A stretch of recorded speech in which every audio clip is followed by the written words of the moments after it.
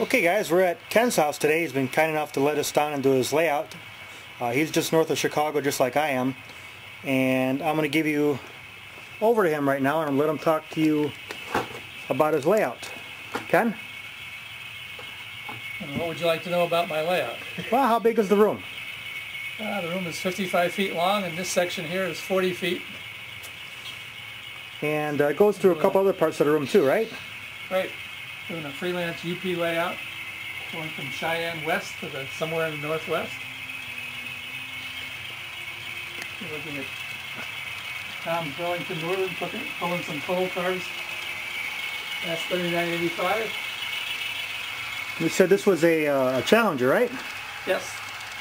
$39.85 Challenger that I just put a tsunami decoder in. The two water tenders are still over on the shelf. The Burlington Northern is going past the Valley Coaling Tower, which is part of the Helper District.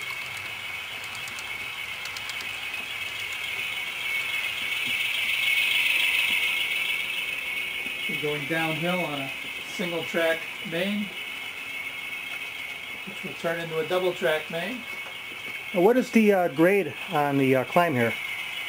Just a little less than 1.5. I think it's about 1.42. And you said you were going to put a mountain or something here in the area, and a logging area?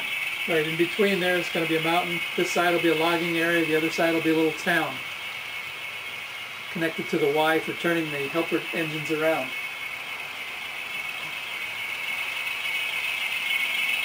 Alright, this is where the single track climb ends and goes to a two-track main, you said, right? Correct.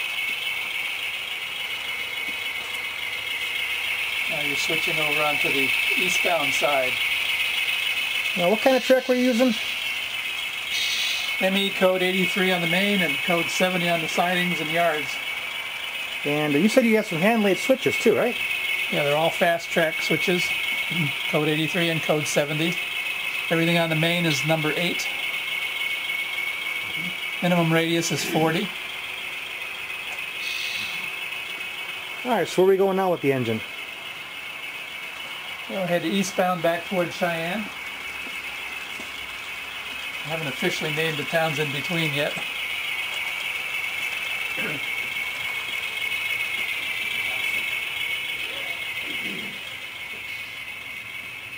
Looks like you got some ballast on already. Yeah, these are ballasted and super elevated curves.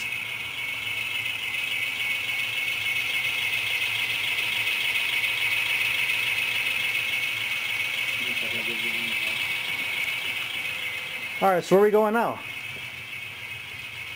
This looks like your utility room over here. Yeah, we're sneaking through the furnace room. Did that to get the maximum radius curve. These are, I think, 60 to 62 inch radius curves right here.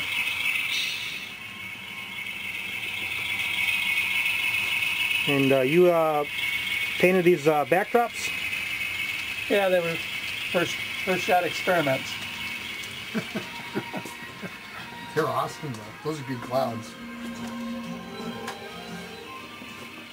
Alright, so now we're coming out of your utility room. Headed for my shop. I got a worktop. Passing a Stevens Point grain elevator. Scratch built by John Probstein.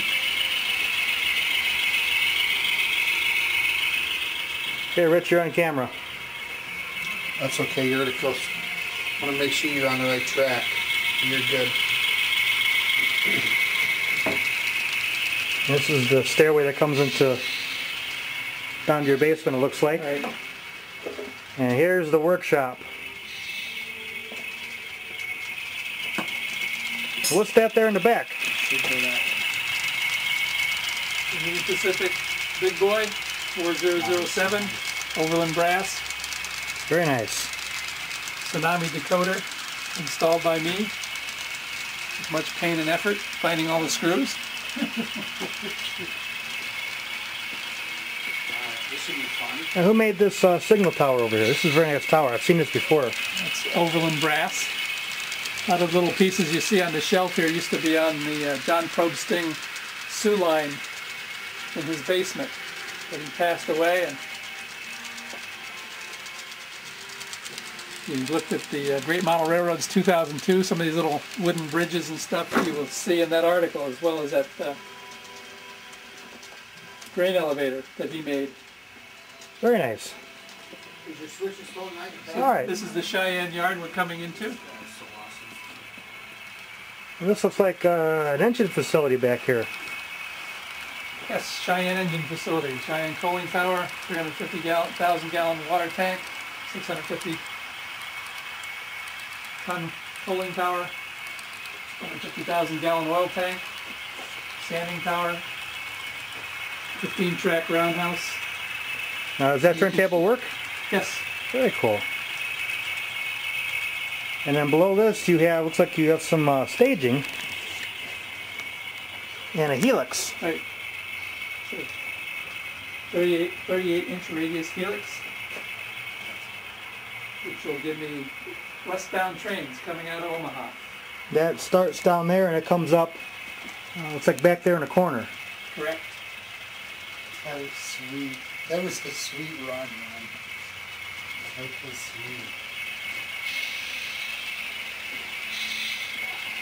That really was a sweet run.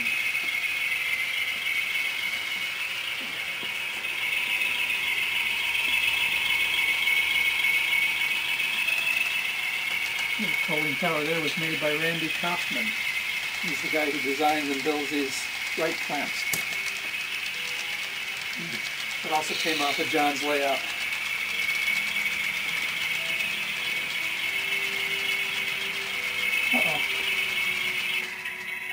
All right, guys, well, there you have it. This is Ken's layout.